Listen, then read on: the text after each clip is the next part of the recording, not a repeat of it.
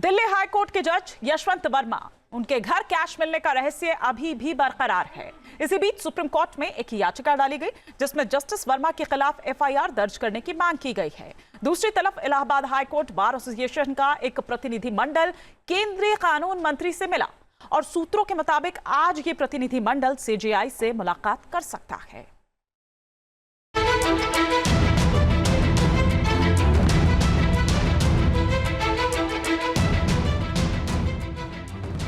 Cash कांड में फंसे जस्टिस यशवंत वर्मा का फैसला कानून करेगा। कानून के ही जरिए होगा दूध का दूध और पानी का पानी। कानून ही बताएगा कि जस्टिस वर्मा के खिलाफ आरोपों में है दम या फिर फैलाया गया भ्रम। कैश कांड में फंसे जस्टिस यशवंत वर्मा को लेकर देश की सर्वोच्च अदालत का रुख क्लियर है। इंसाफ तो होगा। सुप्रीम कोर्ट ने जांच बिठाई। अधजले नोटों का वीडियो अपलोड किया और अब जस्टिस वर्मा के खिलाफ एफआईआर दर्ज करने की मांग वाली याचिका पर सुनवाई भी होगी।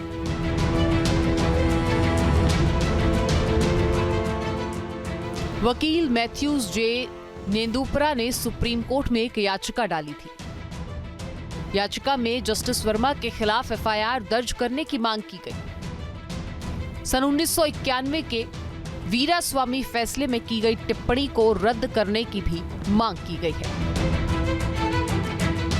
वकील ने चीफ जस्टिस से याचिका को जल्द सुनवाई के लिए तुरंत मेंशन करने की मांग की है और साथ ही में दलील दी कि अगर इतने पैसे किसी कारोबारी के यहाँ मिले होते तो अब तक ईडी, इनकम टैक्स वाले वहां पहुंच चुके होते, जिसके बाद कोर्ट ने दो टूक कहा।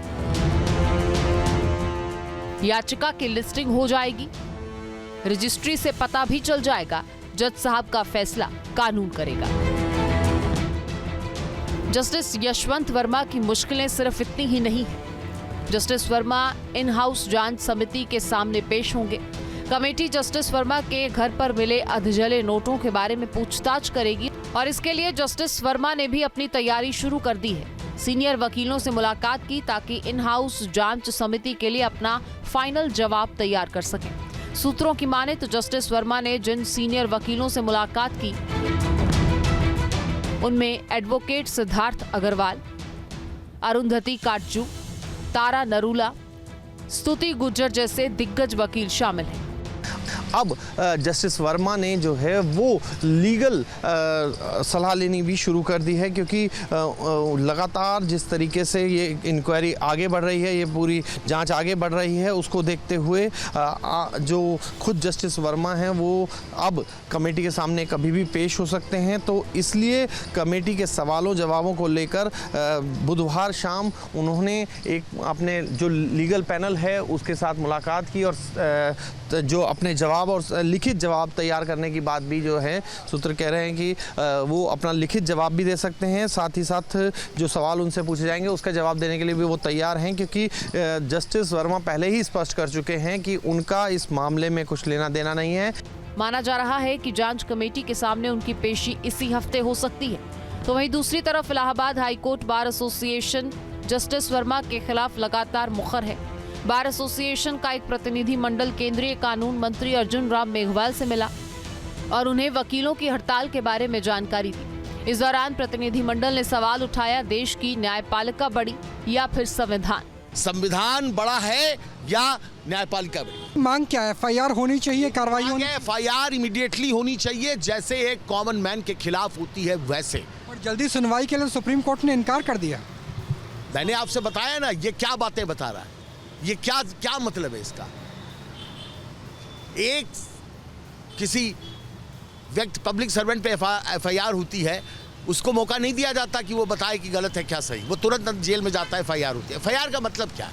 एफआईआर का मतलब है इंफॉर्मेशन पुलिस को दी गई है, लेकिन रजिस्टर नहीं करने दिया जा रहा, क्योंकि रजिस्टर करते ही पुलिस इन्वेस्टिगेशन स्टार्ट करेगी और एविडेंस तब तक समाप्त करना है।